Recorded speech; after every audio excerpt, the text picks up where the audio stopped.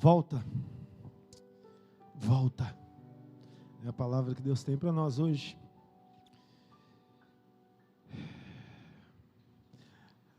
Esse fogo dessa palavra queimou no meu coração. Eu estava ouvindo aquela antiga canção, né?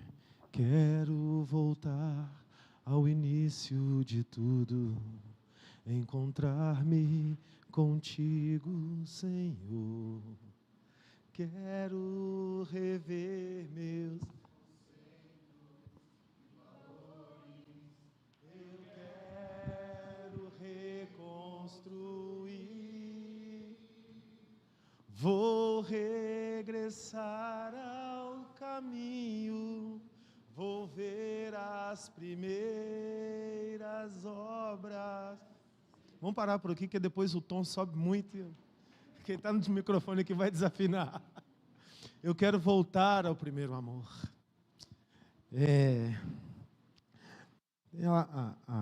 A linha mais racional, né, da teologia, da interpretação, que fala, não, o crente nunca poderia sair do primeiro amor, então não tem que voltar de onde nunca saiu.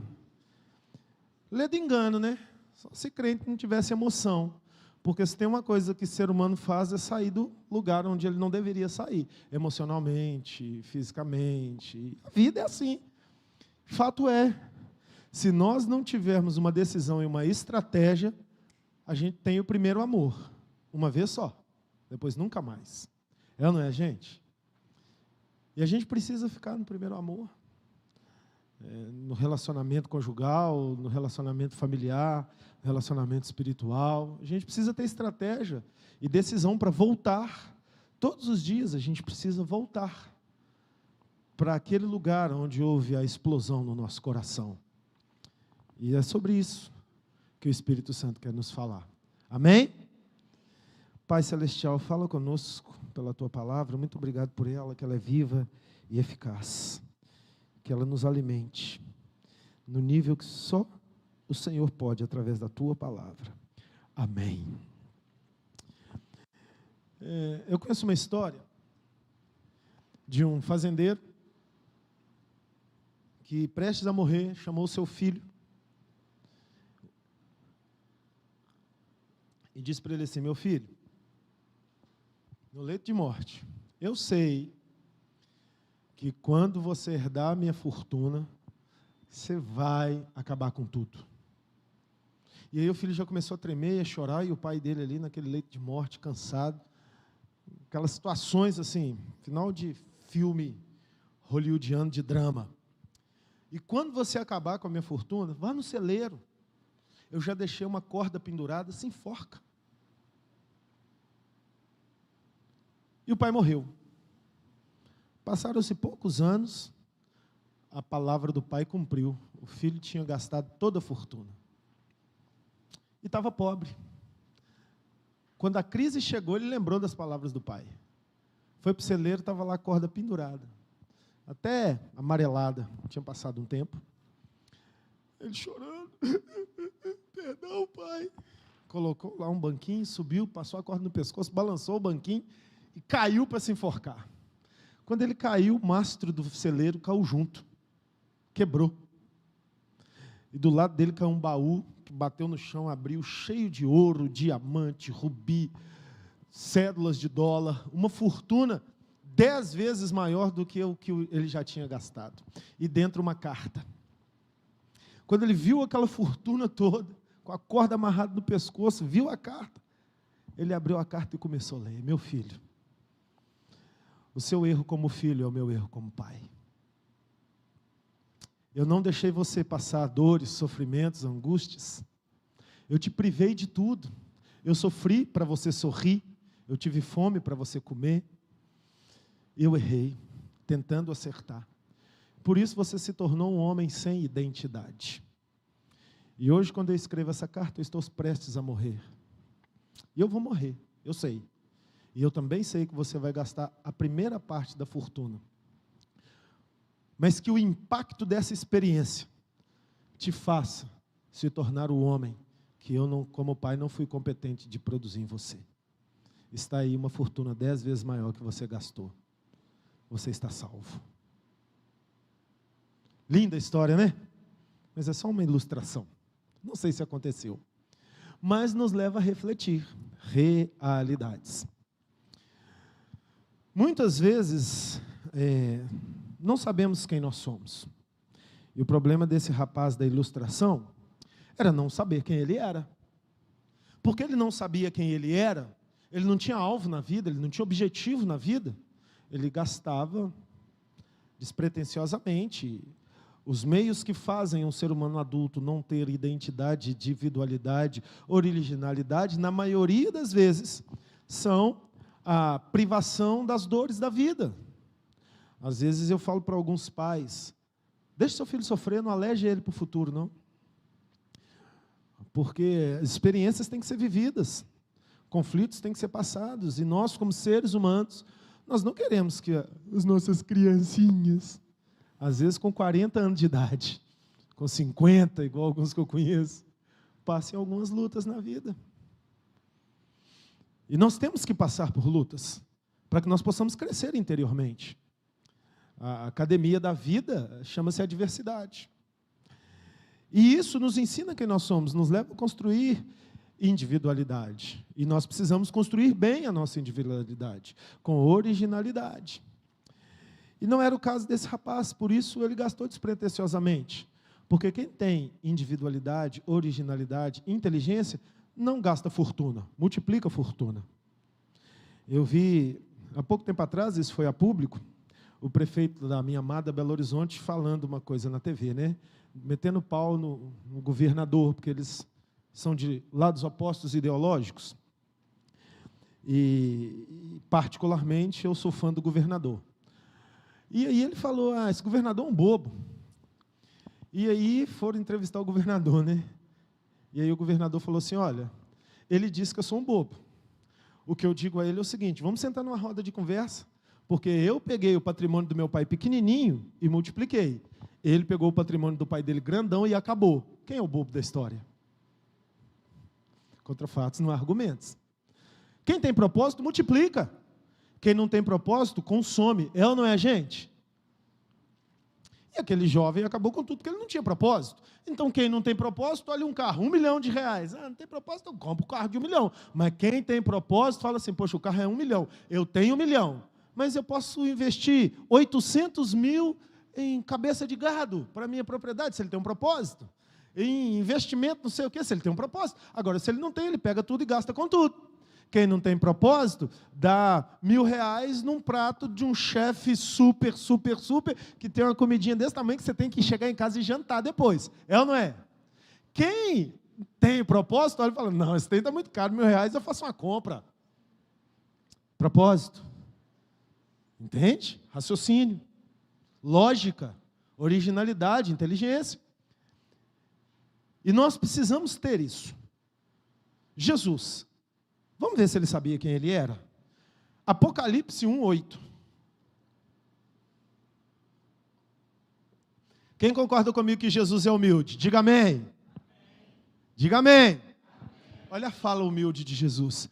Eu sou o alfa e o ômega, o princípio e o fim, diz o Senhor, que é, que era e que há de vir. All power, todo poderoso. Jesus é humilde, não é? Mas ele sabe quem ele é. Sou tudo. Eu começo e eu termino. Isso parece uma fala de um orgulhoso, não parece? Mas Jesus não era orgulhoso. Ele tinha identidade. Ele sabia quem ele era. E nós?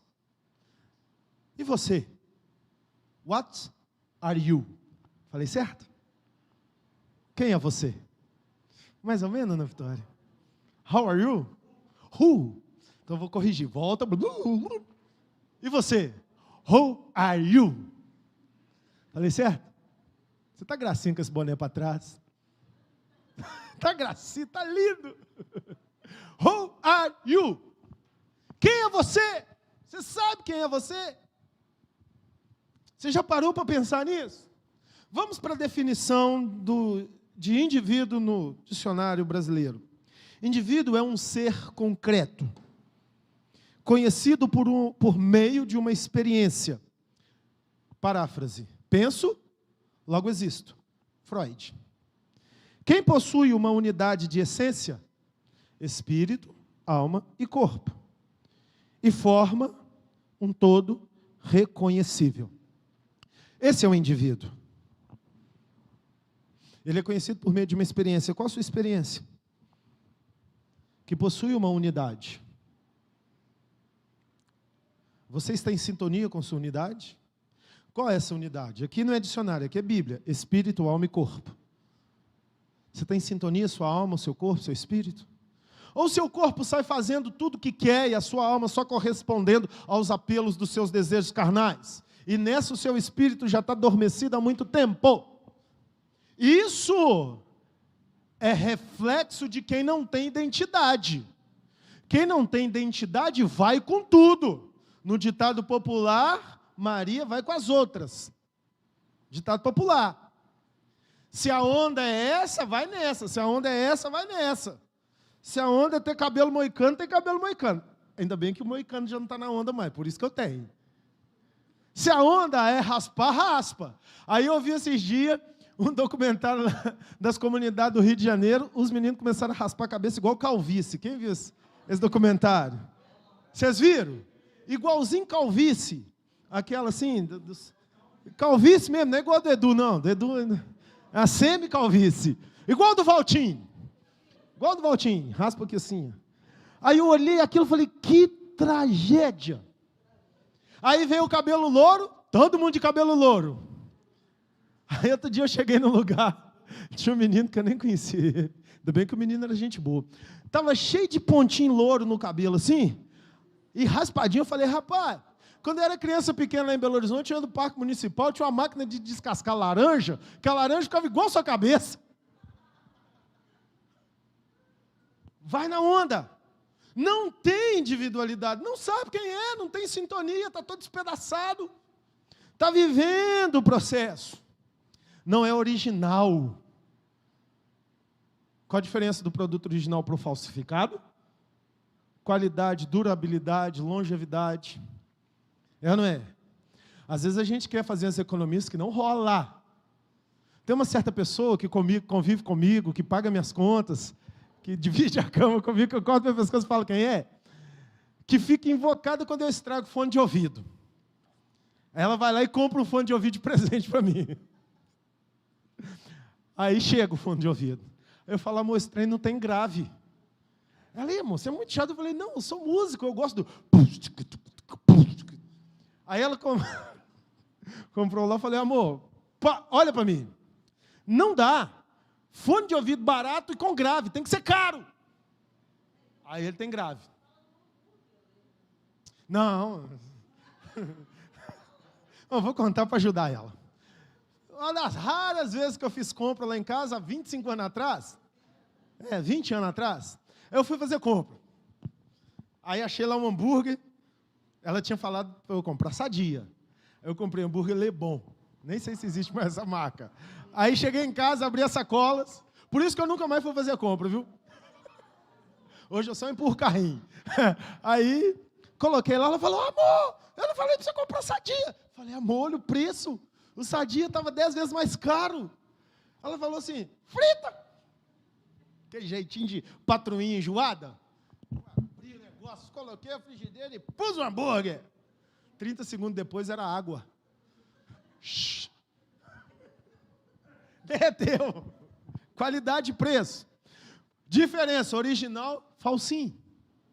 Voltando ao exemplo, original era o do fone. Ela compra o fone para mim lá, tem 3 na gaveta. Não consigo, passo mal. Vou ouvir Apocalipse 16 sem barulho do bumbo? Não dá. O bumbo faz pá, faz pum, a caixa faz pá. Os dois juntos fazem pum, pum, pá. Pum, pum, pá. Aí, o que é querer? Não. Tem que ser caro porque é original. Agora, qual é o conceito de originalidade? A originalidade é consequência, é resultado da individualidade. Originalidade é a capacidade de se expressar de modo independente, individual, com habilidade e criatividade. Gente, a gente vive no mundo, num Brasil de meu Deus, que numa sala de escola, pública ou particular, com 40 alunos, se você achar um que tem coragem de apresentar trabalho, é muito. Todo mundo dá linha na pipa. Estava vendo outro dia um podcast dessa galera inteligente, e falou, gente, eu fiquei rico, sabe como? Apresentando trabalho na escola. Ninguém queria apresentar trabalho. Aí eu apresentei um, poxa, todo mundo ficou assim, daqui a pouco a galera me pagava para apresentar o trabalho. O rapaz falando, eu não fazia o trabalho, ainda ganhava dinheiro e apresentava, eu li o que eles falavam. Porque eu fazia piada no meio do trabalho, fazia a galera rir. E ele falando, 3 horas da manhã eu estava lá lendo o PowerPoint que os colegas fizeram, para eu apresentar no outro dia e ganhava um dinheiro. E aí eu comecei a desenvolver cursos de retórica, o cara falando. Por que a sociedade não tem coragem de apresentar um trabalho? Ah, é timidez? Ah, é temperamento? Não! Nós temos grandes expositores e comunicadores melancólicos, fleumáticos, sanguíneos, coléricos. Não temos? Eu vi o Didi Mocó uma vez falando que ele é melancólico. O papa da comunicação humorística, Didi Mocó. Está vivo aí, ó. Roberto Justus, comunicador business, top das galáxias, colérico. Temos tantos outros, com todos os temperamentos. Luciano Huck, fleumático. São comunicadores. Então não tem esse negócio de o temperamento do sanguíneo é comunicador. Não. Não. Qualquer um pode comunicar. O que falta na sociedade, nas pessoas, é originalidade. Por que as pessoas não são originais? Porque elas não se tornaram indivíduos. São produtos dos meios que vivem. Não tem uma experiência, não tem uma sintonia entre pensamentos e sentimentos e espírito. Não se tornam reconhecíveis, não tem uma experiência com a sua vida, não tem criatividade. Torna-se uma sociedade amordaçada. Não sabe nem o que fala. Nem por que fala. Temos países no mundo gigantes, com riquezas gigantes, mas com um povo de cabeça pequena. Que são colônias de países pequenos com povo de cabeça grande. Hoje em dia, o mundo está mais aí diplomaticamente resolvido, mas ainda temos isso. Ainda temos colônia no século XXI. Guianas francesas, pelo amor de Deus. Como é que o povo não sabe governar a sua terra, o seu território, com uma ONU, uma OTAN, um mundo diplomático? Por quê? Porque não tem originalidade. Então precisam que alguém toque as caixas para que andem.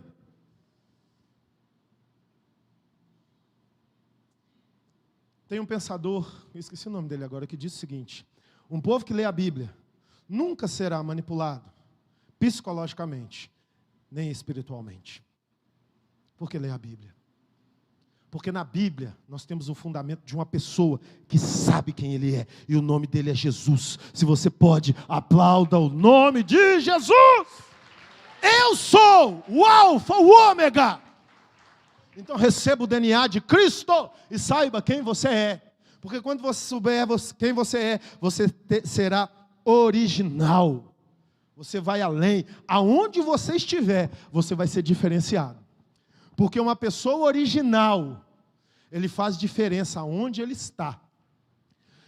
Eu encontrei, para a honra e glória do nome de Jesus que eu digo isso, eu encontrei uma vez com um cara que trabalhou comigo há muitos anos atrás, ele disse para mim: cara, que felicidade de ver o homem que você se tornou, pai de família, um homem de Deus, resolvido. Eu lembro quando eu trabalhava com você naquela empresa, não sei o que, eu tinha 15 anos, que você era office boy, mas você lavava o banheiro. Eu lavava mesmo. Tinha vergonha. Na época, minha carteira era assinada como contínua. Ele falava ali, eu via que tinha um cara diferente. E olha, eu estou feliz de ele estar velhinho, estou feliz de te ver hoje. Uma pessoa que tem originalidade, ela não tem medo do que vem às suas mãos para fazer, gente. Ela encara qualquer desafio. A sua dignidade não está na sua atividade, está na sua essência. Eu sou digno recolhendo lixo, eu sou digno numa sala com ar-condicionado, eu sou digno viajando de avião, eu sou digno viajando no lombo de um jegue. O que importa é o que está dentro de mim. Só que você pega a galera hoje, os meninos querem começar presidente de empresa. Legal, né? Eles querem começar fazendo negócio no aeroporto. Eles querem começar assinando cheque, hoje não tem mais cheque, né? Fazendo Pix na casa de 1 milhão. Isso pensa grande. Isso não é pensar grande, isso é um produto do mundo luxúrio. Por isso que nas comunidades, os reis são os traficantes. Porque eles têm, independente do meio pelo qual conseguem, o que todo mundo queria ter. Aí, como é um produto do meio, não tem originalidade. Não olha que o cara mata, que o cara destrói família, que o cara acaba, que o cara é um capeta vestido de homem. Mas eu quero que ele tenha. Porque não tem originalidade. É uma sociedade de fracos, caídos, moribundos. Mas Jesus nos levantou para sermos íntegros.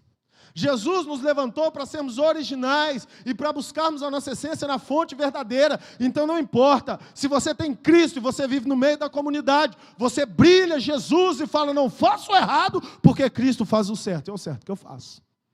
Quem está entendendo, diga amém.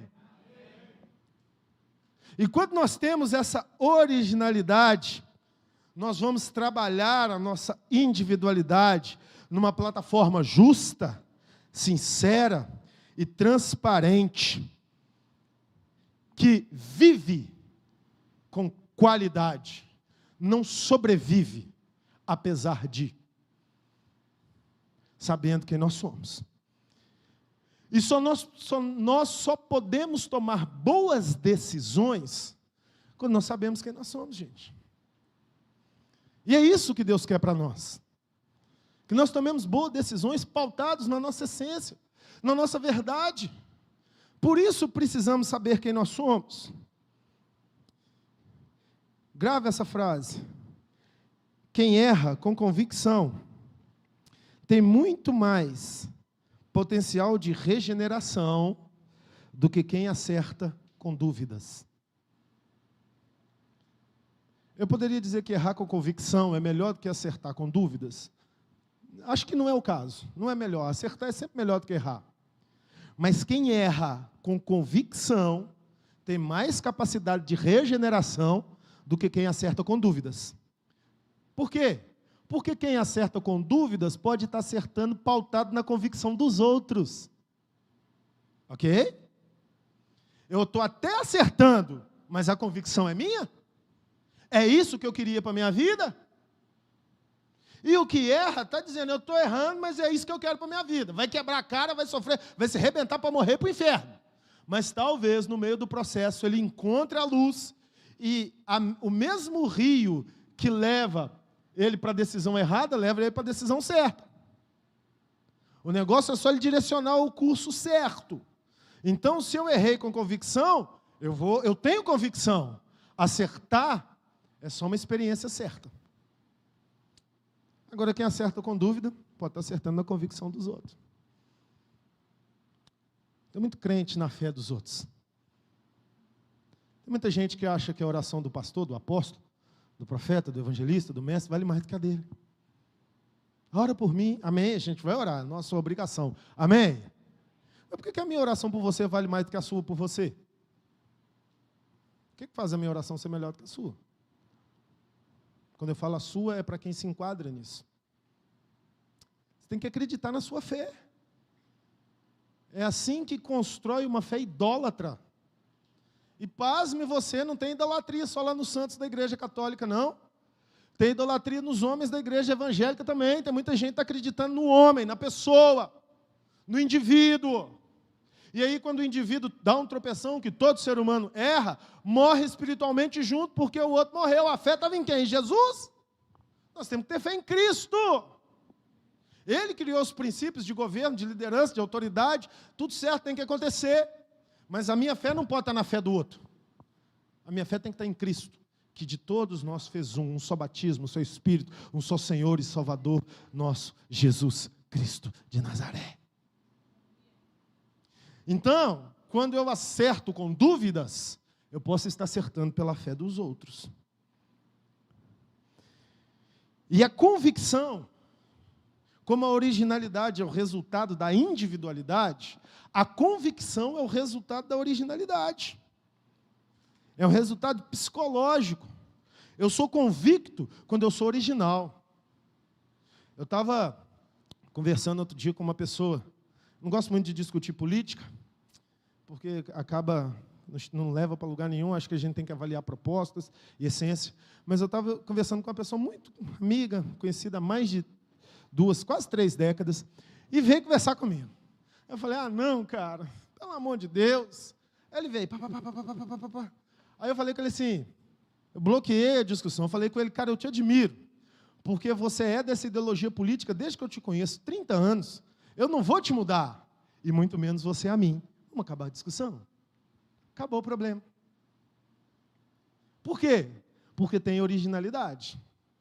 A convicção é o resultado da originalidade. A originalidade é resultado da individualidade. Logo, se a pessoa não sabe quem ela é, ela não vai ser original. Se ela não é original, ela não vai ter convicção. Em se tratando de fé, isso é tudo que Deus não quer. Deus não quer uma fé duvidosa. Deus não quer uma fé falsificada. Uma fé que mostra para o público, uma fé que mostra para as pessoas, uma fé que mostra para fora que acredita em Deus. Mas lá dentro não sabe nem quem é. Nós só podemos ter um motivo para viver depois que nós já encontramos uma causa pela qual somos capazes de morrer. A pergunta é, você morre por Cristo? Não precisa responder. Mas quando a pergunta é não sei, você não está tendo fé original. Quando a pergunta é não sei, esse é o problema social contra o cristianismo. Porque socialmente falando, pensa-se que o cristianismo é uma nova ideologia. Mas as linhas que pautam o cristianismo não são ideológicas, são espirituais. E se alguma coisa social compromete a minha espiritualidade, eu fico com a minha espiritualidade e largo a minha sociedade. Porque existe um nível superior na minha vida, que é a minha vida espiritual. Eu preciso morrer e encontrar Jesus do outro lado. E glória a Deus que a gente vive num país laico, que a gente pode manifestar a nossa fé. Porque se nós não vivêssemos num país laico, aí sim a gente ia ter que morrer pelo Evangelho. Quem está entendendo, diga amém. É duro, mas essa é a pegada de Cristo. Por isso que Ele sabe quem Ele é. Por isso que Ele sabe que aqueles que creem nele, ainda que morram pelas armas e pelas espadas da injustiça, que é a perseguição cristã, ele sabe que daqui a pouco ele está encontrando com essa turma, porque ele é o princípio e ele é o fim. E os que morrem por Cristo serão recebidos com honra no céu. Mas só quem achou a sua individualidade, é original, vai ter sua convicção forte a esse tempo. Infelizmente, muitos seguem Jesus por medo do prejuízo que Satanás pode trazer à sua vida, se não fizer as coisas conforme a Bíblia diz. Eu digo infelizmente, não porque seguem a Cristo, mas pelo motivo pelo qual seguem a Cristo. Imagine, viagem na maionese agora, o diabo chegando para Jesus, suponhamos que esse aqui é um indivíduo, que é Jesus. Aí esse indivíduo está pertinho de Jesus. Aí o diabo chega para Jesus e fala, Jesus, esse cara só está perto de você por medo de mim. Eu sou a motivação dele estar perto dele, do Senhor.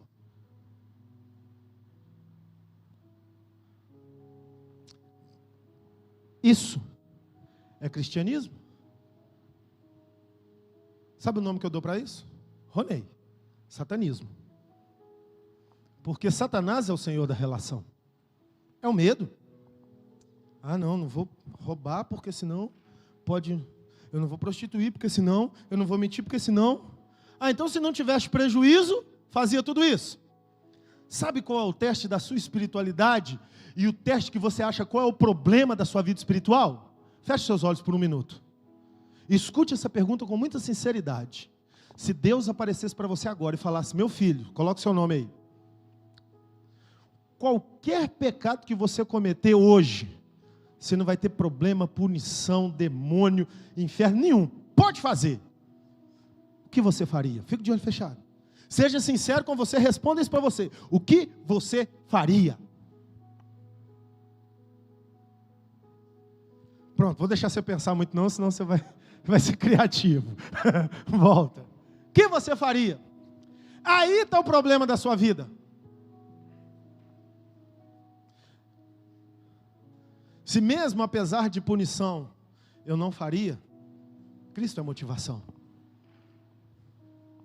Se eu não faria por causa da punição, a motivação é a punição, gente. Sabe o que é isso? Isso é acertar com dúvidas. Isso é viver um cristianismo pautado no meu bem-estar, pautado no meu prazer. E a proposta do cristianismo não é nos dar prazer, a proposta do cristianismo é nos eternizar. Em um momento que o prazer será eterno, mas ainda não é agora. Aqui é dor, aqui é tentação, aqui é provação, aqui é luta, aqui é lutar contra você mesmo, todo dia. Todo dia, todo dia. Vai ter dias que você vai sair de um culto como esse com asas, achando que você vai voar. Você vai ver uma pedrinha desse tamanho ali que vai te tentar, você vai querer pecar. Você vai falar, como pode eu, um ser cheio do Espírito, querer pecar nisso? É, porque você ainda tem um copo de carne. Quando você não tiver ele mais, você não vai querer mais. Porque você é uma essência em sintonia, espírito, alma e corpo. Está tudo aí. Do mesmo jeito que você é carne, você é espírito. Ou melhor dizendo, que você tem carne, você é espírito. Então, se a carne é fraca, o espírito está pronto.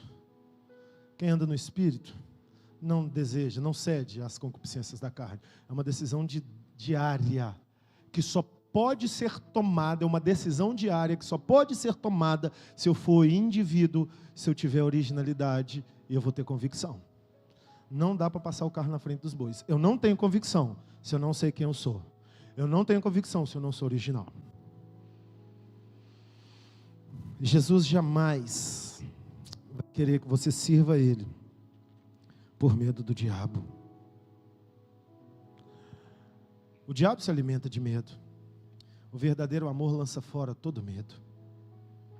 E quando servimos a Deus por constrangimento, por medo, nós mostramos para Ele que nós não temos identidade. Por quê?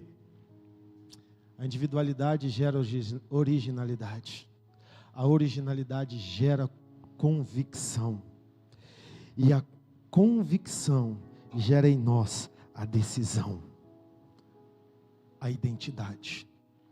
Individualidade gera originalidade. Originalidade gera convicção. Convicção gera identidade. Eu sei quem eu sou. Eu tenho identidade. Todo mundo pode querer me ridicularizar. Eu sou. Eu sou. Eu sou. Eu sou crente em Cristo Jesus. Essa é a minha vida.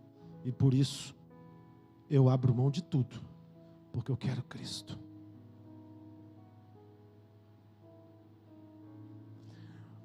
Eu conheci um jovem, muitos anos que eu não vejo, mas que teve uma experiência tão linda. Ele era motorista de táxi, rapaz bem aparentado, trabalhava de noite. E um dia nós estávamos conversando, ele me contou uma experiência de uma pessoa que ele ganhou para Jesus, uma prostituta. Ele terminou a corrida, aquela prostituta ofereceu para ele sexo em pagamento da corrida. E, infelizmente, normal nas grandes cidades. Ele falou, não, moço, eu sou crente. E ele disse que a mulher começou a rir, ele identificou que era possessa. E tirou o dinheiro da carteira e falou, você não quer, eu te pago, então, seu trouxa. Desfez dele de algumas outras formas. Aí ele pegou o dinheiro, ele não falou nada, ele pegou o dinheiro, falou assim, eu te pago para você me ouvir 5 minutos falar de Jesus para você. Ele disse que se ela estava endemoniada, o demônio saiu. Que ela parou, olhou para ele. Ele falou, mas você vai me ouvir de coração? Ele entregou o dinheiro para ela. Falou assim, Deus amou o mundo de tal maneira que deu seu Filho unigênito para que todo aquele que nele crê não pereça, mas tenha vida eterna. Se você acha que a sua vida é uma vida de perecimento, corrupção, entrega a sua vida para Jesus agora. Ele disse que a menina começou a chorar dentro do carro. Ele fez a oração com ela ali, dela entregando a vida para Jesus. E ela saiu daquele carro e disse para ele: eu nunca mais me prostituo. E ele me apresentou essa moça, crente em Jesus. Sabe o que é isso? Um homem que tem identidade. Porque um homem que não tem identidade ia morder a isca. Ninguém ia ficar sabendo. Às vezes poderia ser até crente. Ninguém vai ficar sabendo. Está entendendo, gente? Aonde que chega? Seu cristianismo é vivido e demonstrado conforme Cristo quer, no escuro, não no claro. Ok? Vocês estão me entendendo a comparação? É no escuro que você revela quem você realmente é. É no escuro que você revela a sua convicção. Mas lembre-se, primeiro tem que ter individualidade, originalidade. E só aí, convicção, e só aí você terá identidade. Entendendo tudo isso, eu olho para a palavra de Deus e entendo por que um personagem bíblico que a gente tanto bate nele, e ele é um personagem mesmo, porque foi uma parábola de Jesus. E na hora de bater, a gente tem que bater, porque vai de acordo com a hermenêutica proposta. E a hermenêutica proposta agora é de dizer que o filho pródigo era um cara que tinha individualidade, originalidade, convicção e identidade. Só por isso ele foi regenerado. Lucas capítulo 15, 11 a 20.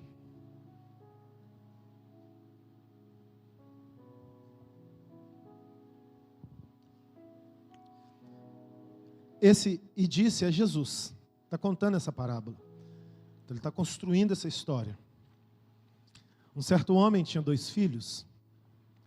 E o mais moço deles disse ao pai: pai, dá-me parte da fazenda, a parte da fazenda que me pertence. E ele repartiu por eles a fazenda.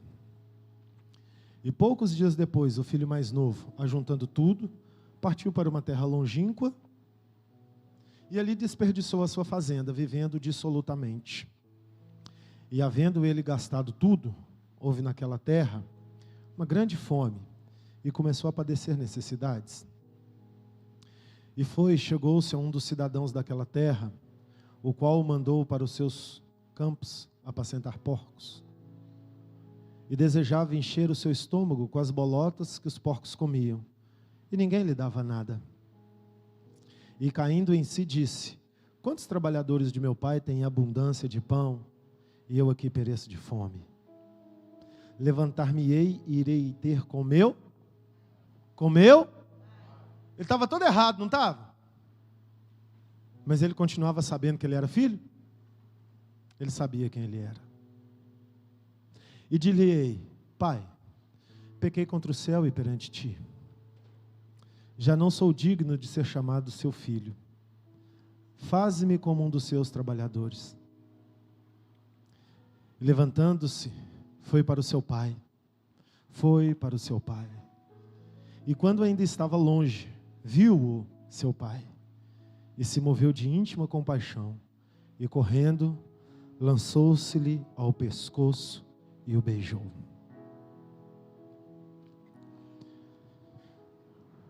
Esse filho, que a Bíblia não dá nome, esse personagem colocado como pródigo, ele tomou uma péssima decisão quando pediu a parte da herança.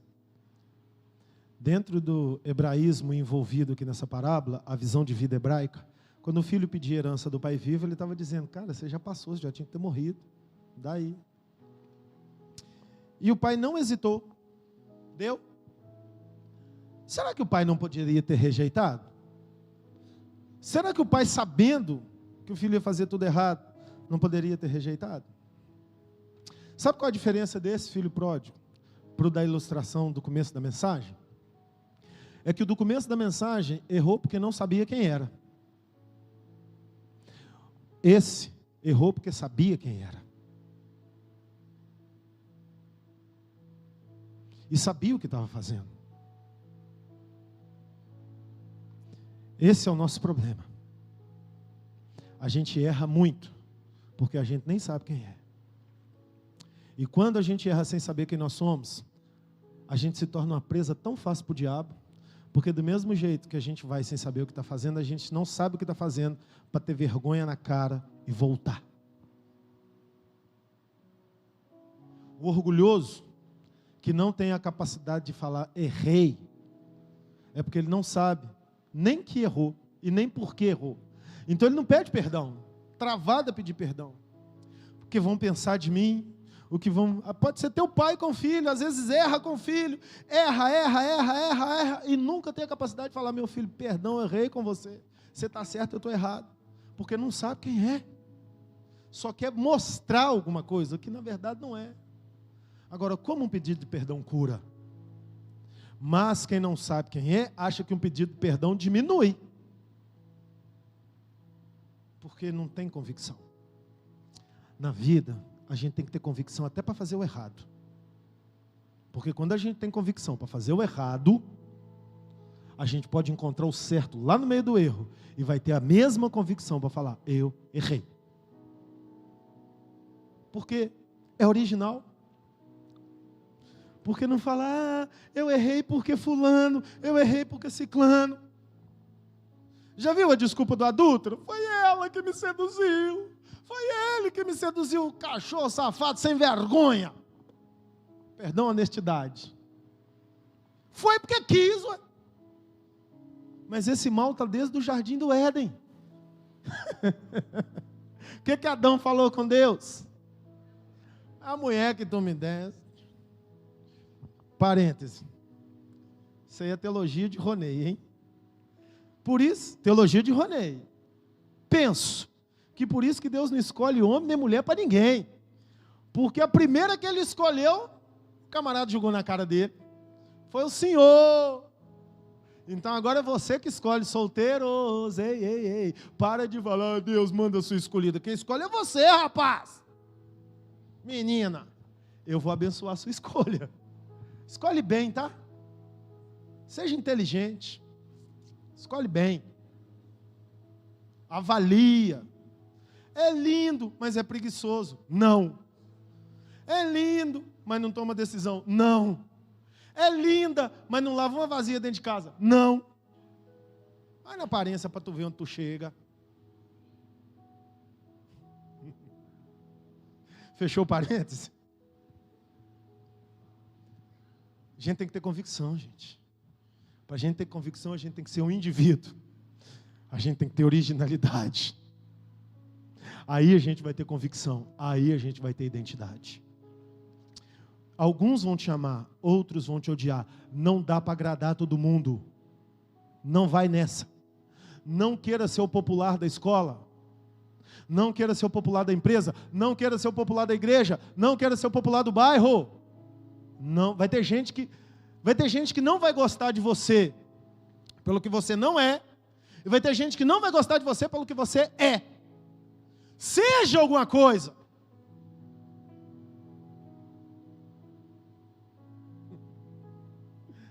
Tenha identidade. Tenha decisão. Isso agrada a Deus, isso vai te levar para o caminho certo. E era isso que esse menino, esse exemplo de Jesus tinha. O pai sabia que essa era a pior decisão que o filho dele podia tomar. O pai sabia disso, que isso já estava no coração dele. Mas em nenhum momento o pai pensou, se eu der essa herança eu vou perder meu filho. Sabe por que o pai deu a herança tão rápido? Porque ele sabia que ele já tinha perdido. Só pelo fato dele chegar e me pedir, eu já perdi meu filho. Eu não posso proteger o que eu não tenho. O coração dele já não é meu. Deixa eu te falar uma coisa, deixa embora da sua vida quem definitivamente já te provou que não é seu mais.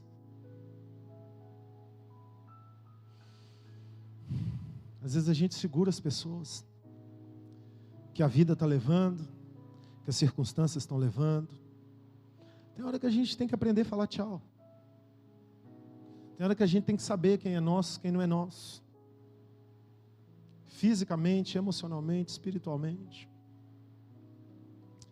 Quando meu papai estava prestes a morrer, eu fazia campanha nos montes de segunda a domingo para Deus curar ele. E tinha uma turma de adolescente doido lá na igreja que ia para o monte comigo. A gente orava todo dia. E um dia, orando no monte, Deus falou comigo: Ronei, para de segurar seu pai, chegou a hora. Chegou a hora. Era uma terça-feira à noite. Segunda-feira à noite. Terça-feira eu estava indo para a igreja. A igreja ficava no alto de uma colina, no montezinho, no morrozinho. Belo Horizonte, tudo é morro, né? E eu estava indo, e o louvor já tinha começado. E aí o pessoal cantava a música da Melissa. És a nossa estrela da manhã, Cordeiro Santo que nos traz a paz. Tuas mãos e a verdade é tua palavra que não pode mentir. Te louvamos, ó Senhor, pelo seu imenso amor. E eu parei ali, eu chorei, falei: te louvo, Senhor. E o Espírito Santo falou: louva mesmo, porque me entrega. E ali naquele culto eu orei e entreguei papai. Quarta-feira eu passei o dia com ele no hospital. Quinta-feira ele morreu. Foi. Não era meu. É duro isso, mas às vezes não é nosso. Até Deus vive isso. Eu vou te provar. Tem um sistema que é mais forte do que o nosso desejo. E às vezes a gente quer segurar, a gente manipula, a gente negocia, a gente deixa de ser para ter. O pai sabia que o filho não era dele, por isso ele deu. Mas ele era inteligente, ele era estratégico. Ele sabia que o filho ia se rebentar. E ele pensou: talvez lá, quebrado, machucado, ferido, desconjuntado em pedaços, ele aí sim se torne meu e volte. Se arrependa e volte. Entregou. E ele foi. E isso aconteceu. Mas a decisão foi dele. A Bíblia não diz que o pai foi atrás. Diz? O pai tinha recursos. Ele poderia ter colocado o exército de Israel atrás do filho. Ele poderia ter colocado qualquer recurso atrás do filho. Certamente ele sabia que o filho estava naquela situação, porque não se viajava muito longe a pé, nem de jumento naquela época. E a fofoca sempre foi a melhor agência de comunicação do universo em todos os tempos. Você acha que alguém não falou para alguém, que falou para alguém, que falou para alguém? O filho do fazendeiro rico está comendo lavagem de porco. Se às vezes, filho meu, os outros mandam falar para mim, seu filho está fazendo isso assim. Que nem sou milionário. A fofoca sempre foi a melhor agência de comunicação em todos os tempos. Mas o pai não se moveu do lugar. É ou não é? Porque quem tinha que voltar era o filho. Porque voltar é o que faz filho ser filho. Filho não é quem sai de nós. Filho é quem volta para nós. Sabe quando você sabe que a pessoa é seu filho? Fica em pé, Davi. Fica em pé, Breno. Fica em pé. Fica em pé. Não, só o Breno, para ilustração, que é melhor o Breno. Você é muito baixinho. É quando você pega um negão desse tamanho, que olha para o pai que ainda é menor do que ele, e fala: sim, senhor. Olha para ele e fala: Breno. Isso, pode sentar, obrigado. Isso é que é filho. Agora, quando está bebezinho ali que não tem poder de decisão, quando ele tem 5, 6 anos, que tem medo das varadinhas, está te obedecendo circunstancialmente. Tem que viver essa circunstância. Mas é quando cresce e que pode te peitar, e não peita, e baixa a cabeça, aí você viu seu filho. Até aí é sua geração. Está entendendo isso? Pode estar certo ou errado, pai é pai. Meu filho fala: sim, senhor. Coisa linda. Tempo desse atrás eu tirei a minha barba para agradar minha mãe, mesmo porque eu sabia que ela ia crescer de novo. Aí eu tirei, olhei no espelho assim, falei para Dani não, senão dá guerra de nora com sogra. Só falei depois. Minha mãe vive enchendo a minha paciência por causa da minha barba. Aí um dia desse eu olhei no espelho, tirei. Aí chamei ela no WhatsApp de vídeo. Gente, a gordinha quase teve um negócio. Nossa, mas você tá lindo demais, meu filho. O que a Dani falou? Ele falou nada, que em casa quem manda sou eu. Fiz para agradar a senhora. Não é que por isso que eu falo que você é meu preferido, meu apóstolo. Falei, não tem ninguém aí no quarto não, né? Senão dá guerra dos irmãos. Aí depois a barba cresceu. Te falei, não, nessa semana eu liguei para ela. Até que a barba tá bonitinha dessa vez. Você fez um rabinho aí no queixo? Falei, não, mas isso aqui é para raspar aqui, ó. Filho faz porque ama. Não porque precisa. Não porque não pode. Isso é filho. Agora, quando já é grande, e vira e fala, que isso, fica na sua aí, não vou fazer do jeito que você está falando, o que você está pensando da vida, você sabe de nada, já perdeu, o que pode regenerar, joelho no chão, é o que o pai da ilustração está passando, e sabe quem é o pai da ilustração? Deus. Deus está dizendo para a humanidade, eu sei que eu já te perdi, mas eu te dei a sua herança, para que você faça o que quiser dela, e lá quebrado, você retorne, porque regeneração, não é resgate, é volta, é quando eu entendo, eu estou tudo errado, eu errei, perdão, e aí ele volta,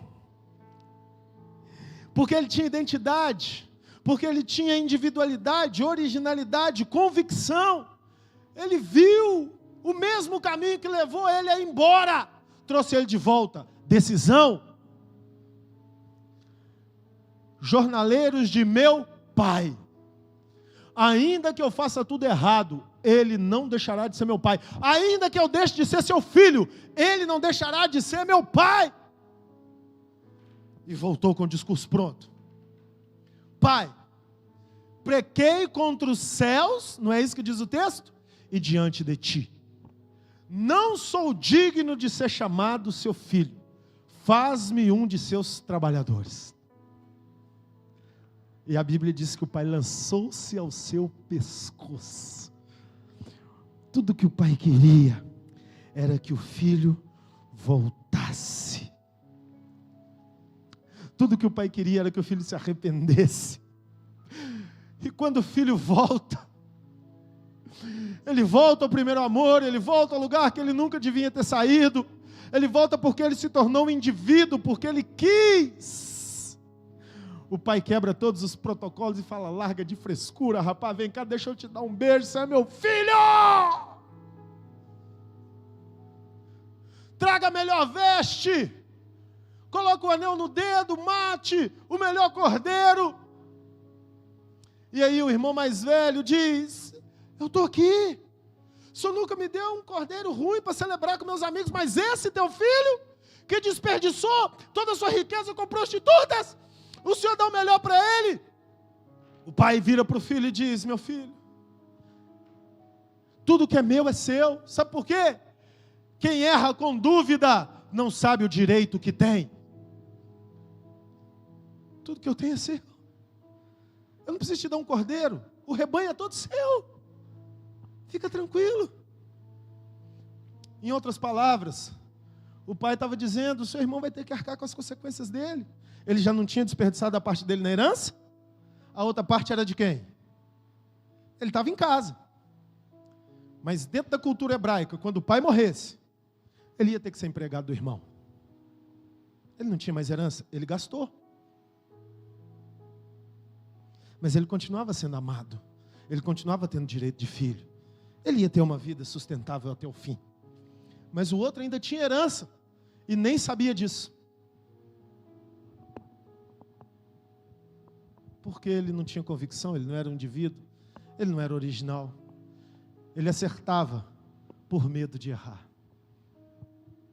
Jesus está nos ensinando aqui, gente, que a gente acerte, porque a gente ama o Senhor da nossa vida, porque a gente é original naquilo que a gente faz. E o Pai o perdoou. Eu concluo aqui em Mateus 4:17.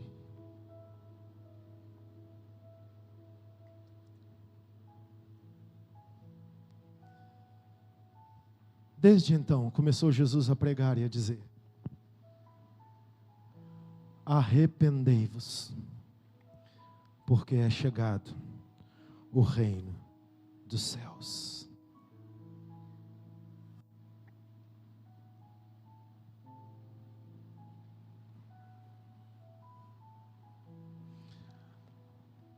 Arrependei-vos. Voltar a se arrepender. Arrepender é uma decisão individual. Viver o reino dos céus é uma herança aos que se arrependeram. Arrepender no original hebraico é teshuvá ou teshuá. O termo tem o mesmo radical de Yeshua. Yeshua, Teshuá. Messias, aquele que regenera. Só arrepende quem tem Cristo no radical da sua vida. Quem tem a essência de Cristo. Arrependei-vos. Volta, porque é chegado o reino dos céus.